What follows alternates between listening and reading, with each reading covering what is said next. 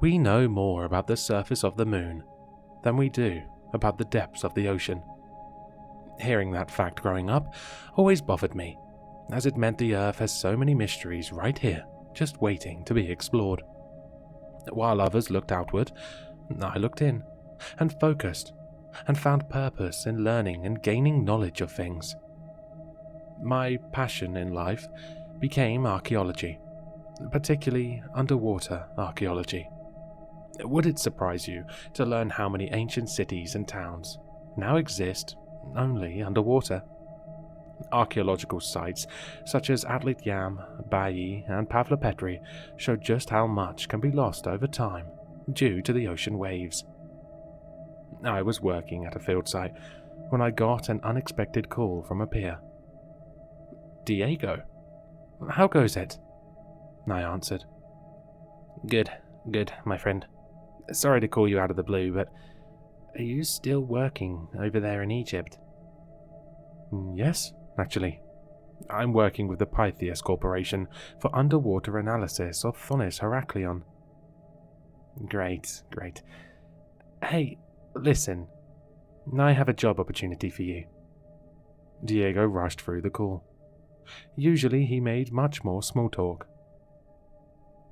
"Oh, as I said, I'm working for Pythias." "How long do we go back together?" Diego interrupted. "Over a decade back when we were doing the exploration of Olus. But then you went and joined up with that Japanese Sabanto Corp."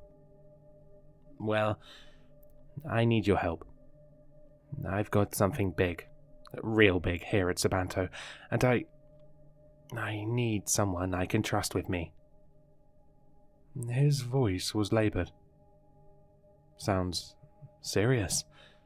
Are you okay?" "Yes. Well, let's just say I will be better if I can get you here to help." "Well, I can't just walk off the job.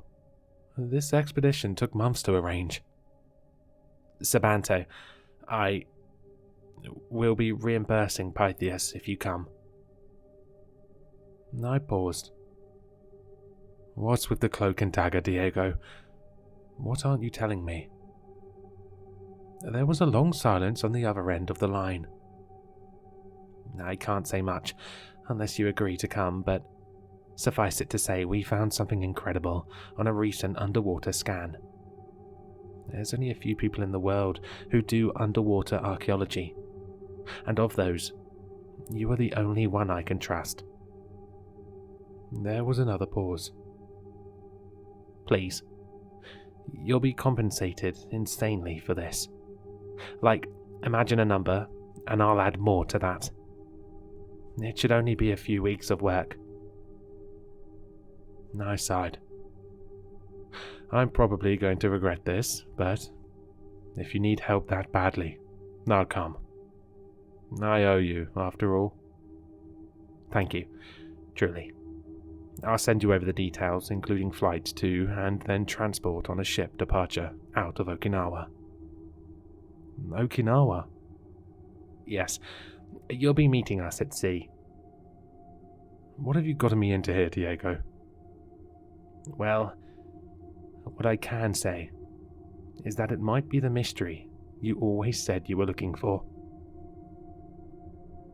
I spotted the vessel I was meeting up with from fairly far away. It was a large ship with the logo of Sabanto Corp emblazoned on it. When my transport pulled up to it, Diego was waiting for me up top. Getting on board with my pack, Diego didn't have his normal exuberance. "I'm sorry again for all of this, but I promise this will be worthwhile." Diego came over and helped me lift my bag and ushered me to follow him. We went into the bows of the Sabanto vessel. I've been on many exploration ships in my life, and this ship was as state-of-the-art as they come. I followed Diego to a room with what seemed to be piles of charts and data, and he hurriedly closed the door behind him, while walking back to the table and gestured down to them. "What do you know of the Yonaguni pyramids?" Diego said, and breathed heavily. I shrugged. Underwater formations off the coast of Yonaguni that looked like step pyramids and almost certain to be geological, despite their shape. The place was popular with pseudo-archaeology fanatics, which made me roll my eyes a bit. Diego nodded. And that's what everyone, including the Japanese government, has thought as well. He pulled out a graph chart. A Sabanto ship was doing oil surveying in the area and picked up these readings. I walked over to the chart. What am I looking at? Diego pointed to the repeating lines on the graph. It's some sort of signal or emission. I waited. And it's coming from inside the structure. Look, it's not a one-off. It repeats on a regular interval, before just stopping. There was an earthquake a few weeks ago, and just after, the signal was detected. Sabanto decided to investigate further. Diego pulled out another chart.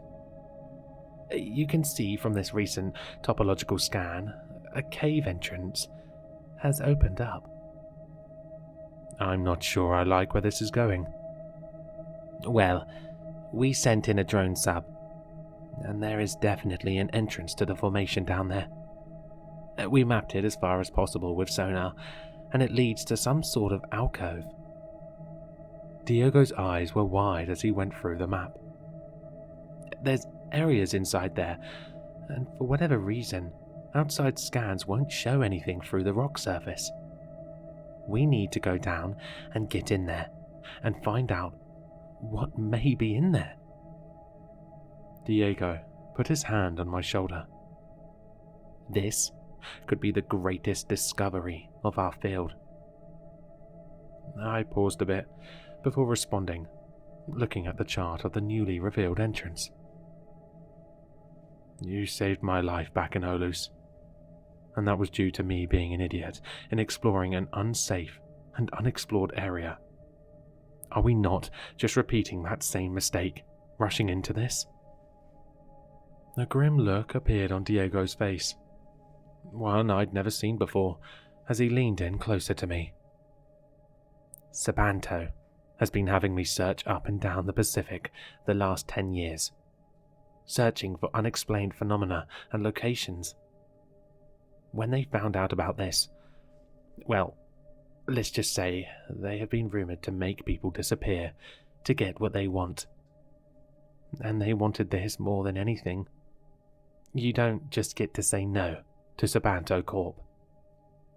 Nothing about this felt right, and every instinct told me to abandon this endeavor. But the look on Diego's face told me I was already in too deep. The Yonaguni site is about 26 meters underwater, so it was diveable, if a bit difficult. The dark blue of the ocean greeted me as I jumped off the Sabanto ship, as the cold Pacific water hit my wetsuit. The sun was shining brightly above, and rays pierced the ocean veil to illuminate the site below. The rock formation, I refuse to call it a pyramid, spread out downward. Each was layered on top of the other, with layers stepping downward into the rest of the ocean basalt. Bubbles from the others diving with me obscured my view for a moment.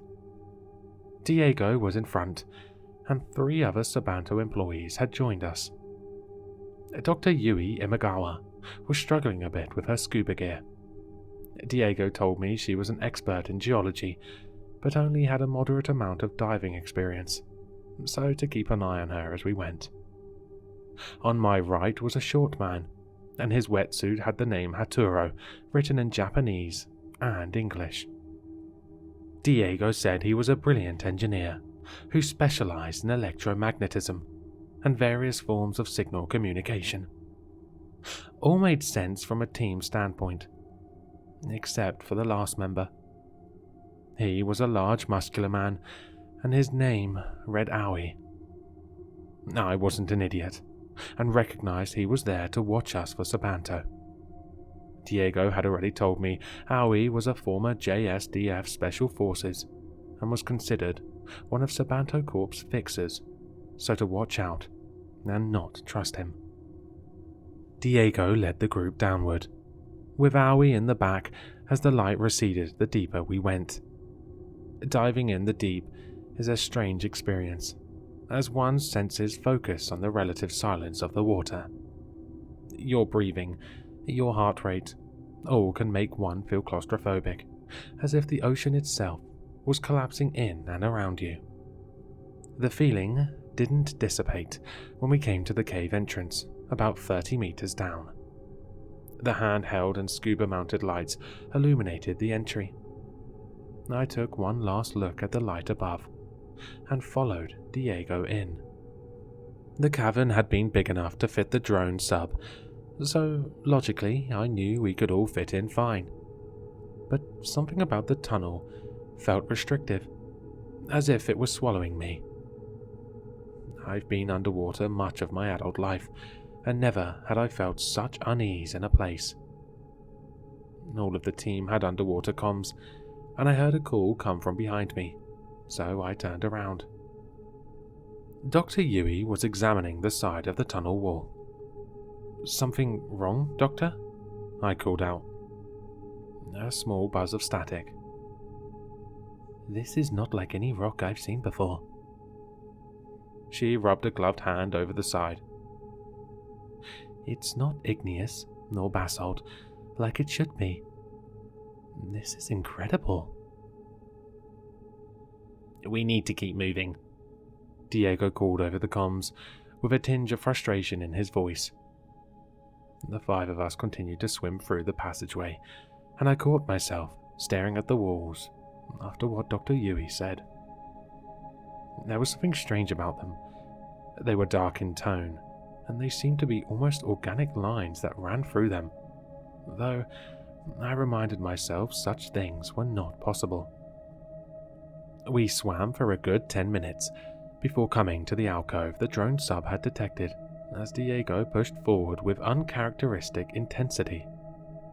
When I turned the corner, I was initially disappointed, as it was just a small area that looked like a dead end. When I heard, "Holy shit," over the comms. Diego was pointing upwards, and I looked to see a water line and looked back. Is there air above there?" I called out, confused. "Well, let's find out." And Diego swam upwards with me, following closely behind. We poked our heads out of the water, with our lights illuminating the pitch black. There shouldn't be an air pocket. I'm not sure how to describe this sanely. An air pocket only forms underwater where it can't be released, which means some level of airtightness which simply could not be in a stone structure. The rest of the team had now emerged from below, and the look of surprise and shock was on all of our faces. There was a nearby ledge, and Diego pulled himself up and out of the water, looking around. The collective silence was broke by Diego taking off his mask and shouts for him to stop. I'm not sure if I expected him to start gasping or fall over, but Diego took a deep breath and gave us a shrug. "I can't believe I'm saying this, but the air is breathable." "This isn't possible," Dr. Yui called over the comms, and I found myself nodding in agreement. "Even if it is, we need to go back. This is an incredible find. We need to get more equipment, sensors." Haturo spoke for the first time. "No." The cold tone of how he spoke out. "The signal needs to be investigated first." Yui and Haturo looked at each other before glancing at me and my reaction. I looked over at Diego, who was eye-locked with Howie, before nodding sullenly. Yes, let's see what we can find here first. As Diego pulled himself fully out of the water, a dark tunnel led away from the alcove, and he gestured towards it. Alright, enough with this bullshit. What aren't you telling us? I yelled at Diego, then stared at Aoi, who made no reaction. How the hell can you not want to go back after this? Diego looked back to Yaoi for a second, before sighing. Sabanto Corp knew something was here. I lied when I said I'd been looking all over the Pacific. I've only ever been looking here. This place is older than people realize, but only Sabanto seems to think there is something here. And what the hell was here then? Truly? I don't know. But Sabanto Corp believes there is something primordial here. Something that could reshape the world.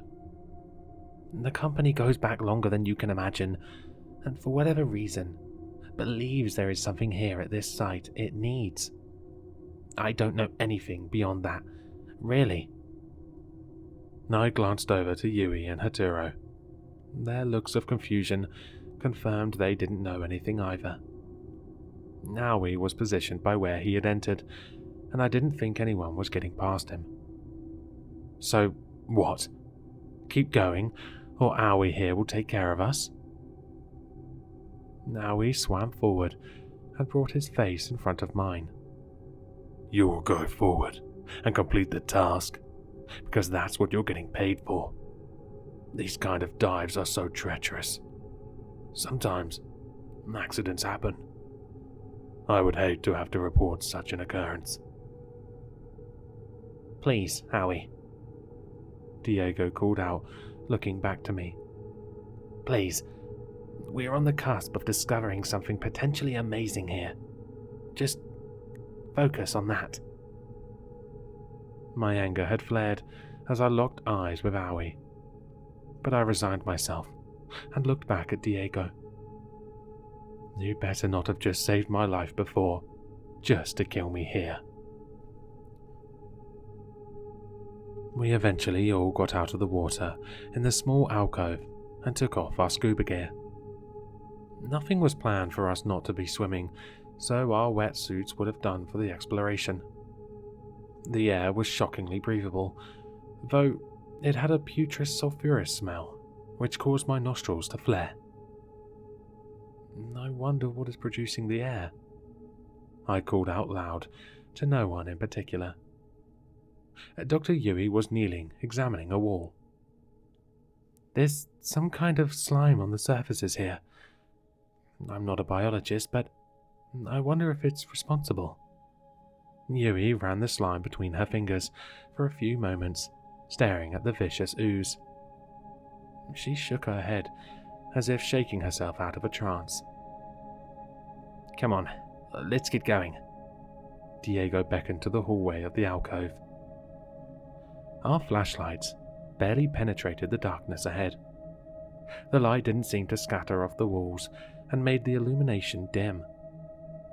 If the swim earlier made me feel trapped and confined, this was exponentially worse. We came to a point where we all had to squeeze through, and after, a large antechamber greeted us. It was cavernous, which should have been crushed by the underwater pressures, but here it was.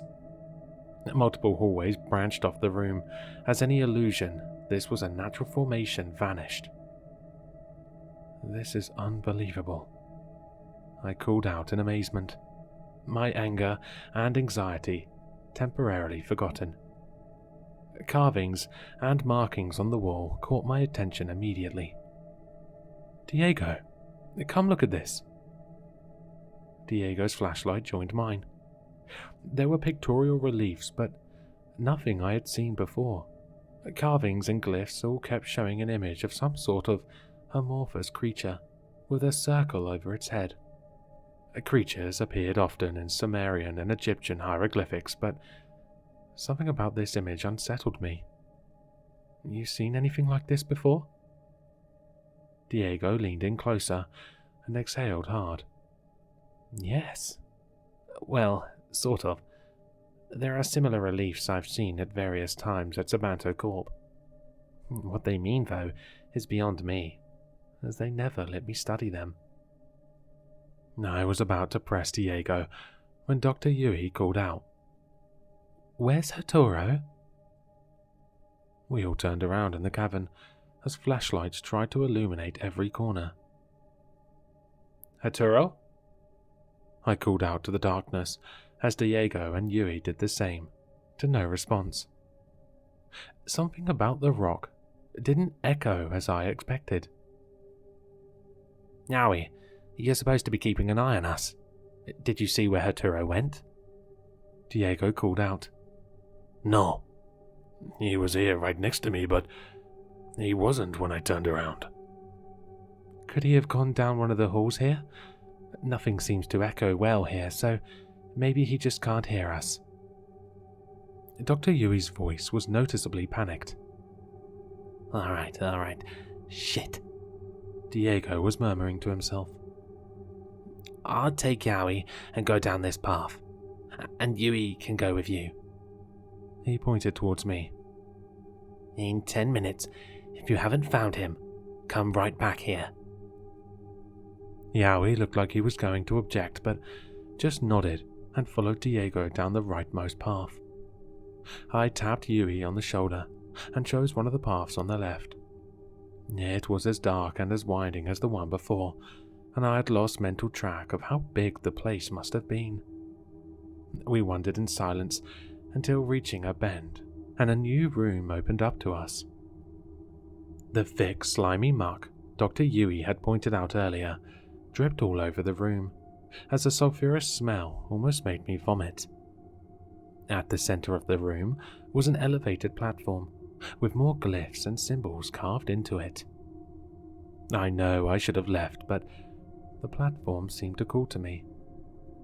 What the hell is this place? Yui spoke in Japanese, with what I can only assume were curse words, before switching back to English. "I don't know, but we should go back and tell the Before she finished her sentence, we both leapt backwards, at seeing what was at the top.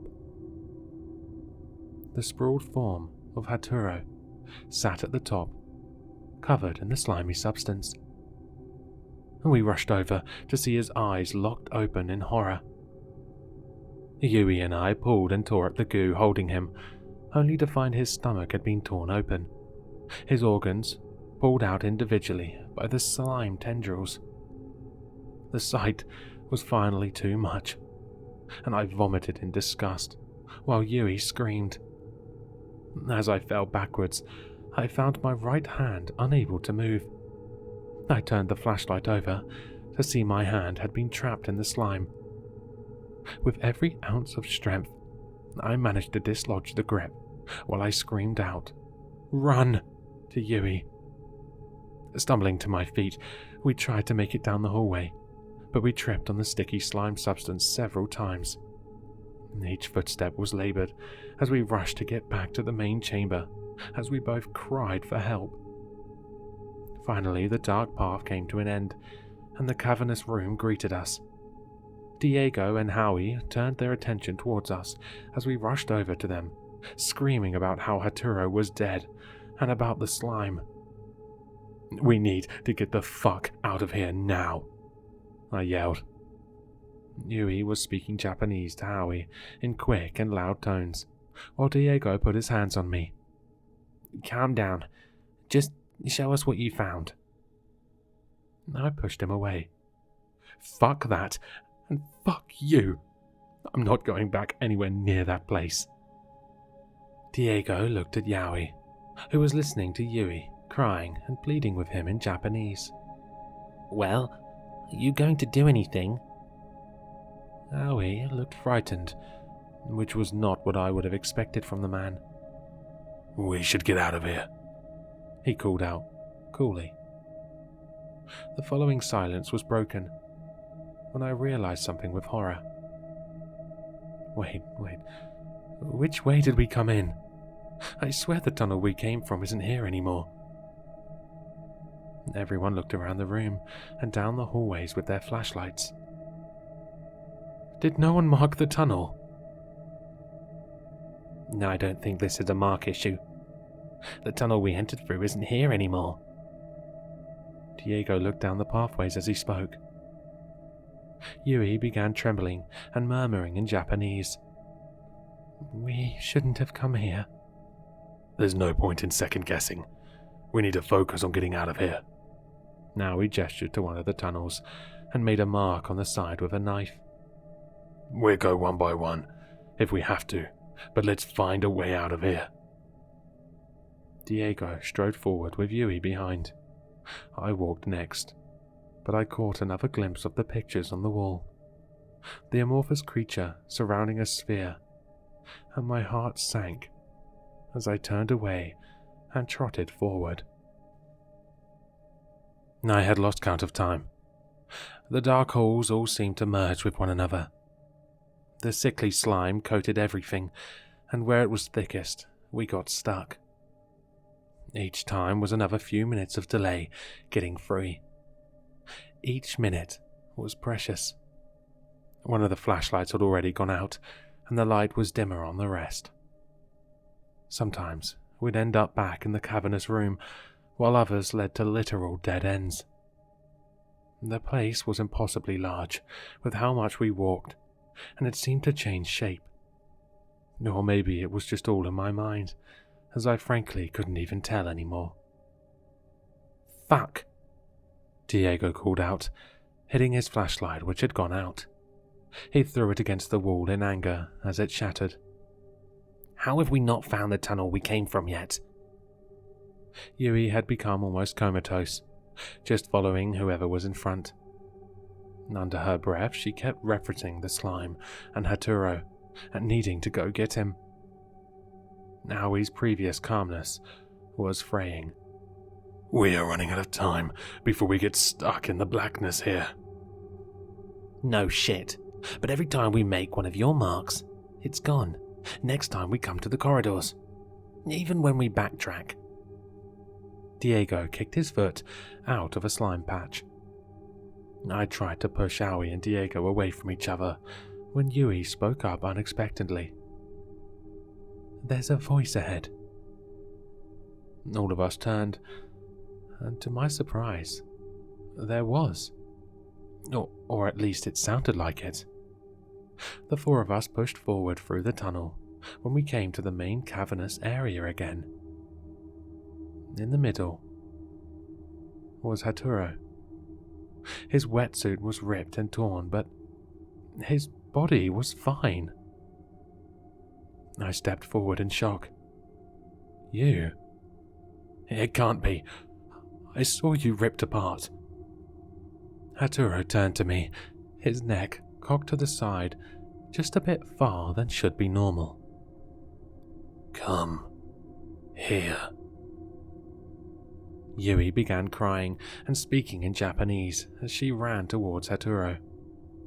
Diego and I saw a trail of slime to him and called out for her to stop, but she was picked by Aoi, and she continued to struggle in his arms, trying to get to Haturo. Let me go. I have to get to him. She broke between English and Japanese. Haturo looked at Yui struggling in Aoi's arms and started to walk towards them. Come to me. Aoi threw Yui down and ran at Haturo full speed with a blazingly fast punch that should have floored Haturo. Instead, Aoi's hand was lodged in his face. The same slime from before extracted itself around Aoi's arm, who struggled to get away to no avail, while Diego and I looked on in horror. Aoi cried out in pain as the slime enveloped his arm and began to streak up his shoulder and onto his face. The oozing Haturo coiled around Aoi's neck and into his ears, then mouth, then eyes. His wails were silenced, and his body went limp. Yui sat on the ground, watching the spectacle, as the face of Haturo reformed itself. and how his body was taken by the ooze on the floor. Come to me. Join with me, Arturo said as he extended his hand. The hand began to extend longer and longer as it approached Yui, whose shock had taken over. As the hand reached her, it was knocked aside by Diego, who was grasped instead. "Run!" he called out, the slime hand gasping him. I ran to Yui, who seemed transfixed, and used my body to throw her to her feet. "We need to go, now!" I said as I pulled her by the hand down one of the halls. I spared a glance back at Diego, who was face to face with the Arturo creature. I should have kept running, instead of looking, as I saw the slime hand push its way through Diego and out the other side. Dragging Yui, I ran aimlessly down the dark hallway, hitting my head and shoulders, trying to do anything just to move forward. I ran, with no thought, and suddenly I was free-falling and hitting the water. My flashlight fell out of my hand, and only Yui's remained. In the darkness, it took me a moment to realize that this was the water entry we had come through. I looked around and saw our scuba equipment was now covered in the grotesque slime. Several had been punctured, and I couldn't free the rest. There was one tank that looked in good enough shape. "Come on, Yui. I think we can share this tank and get out of here." I looked up. "Yui?" She was standing, facing the tunnel we had come from. "I can hear it. It tells me to come." "Yui, come on. Whatever that thing is, it's coming. We need to go." "It calls to me. It calls to all of us." She looked down at me before racing off back into the darkness. I swore again and again as I hastily put on the tank and jumped into the water. There was only a small light on the scuba tank left as I swam through the dark tunnel. Forward and forward I swam as I looked at my O2 gauge. It was reading critical. It must have had a leak after all. While I thought the tunnel passage was confining before, the previously organic lines I noticed on the walls were moving, writhing.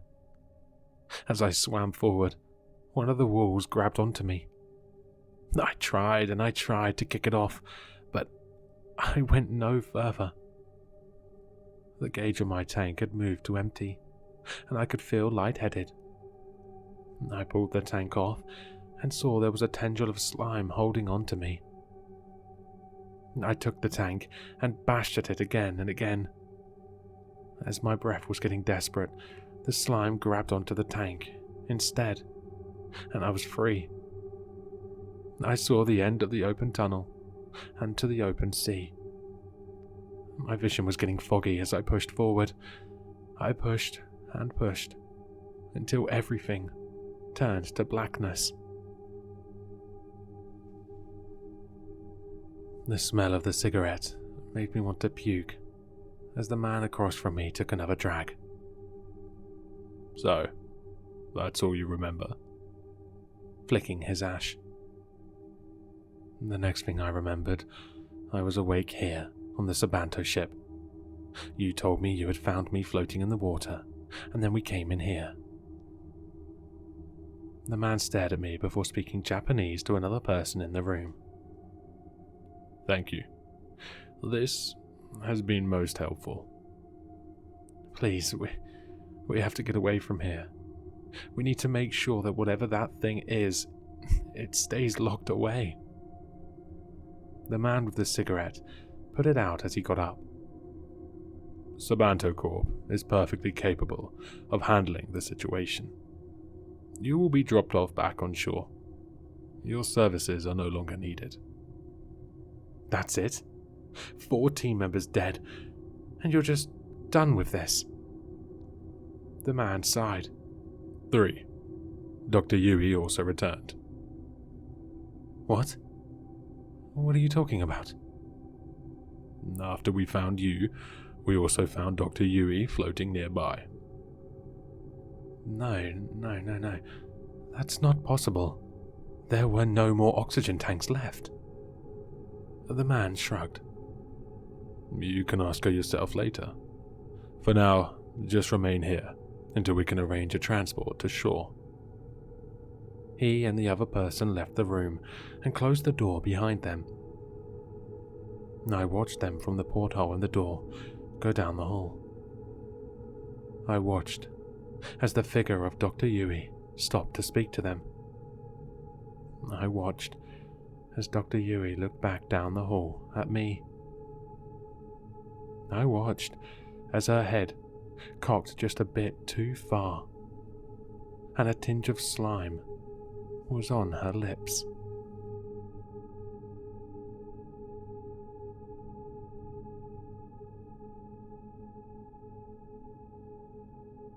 Hello, Sinister listeners. If you've enjoyed this story, then you'll find all the author's information in the description below. For more content, be sure to like, comment, and subscribe to succumb to the sinister.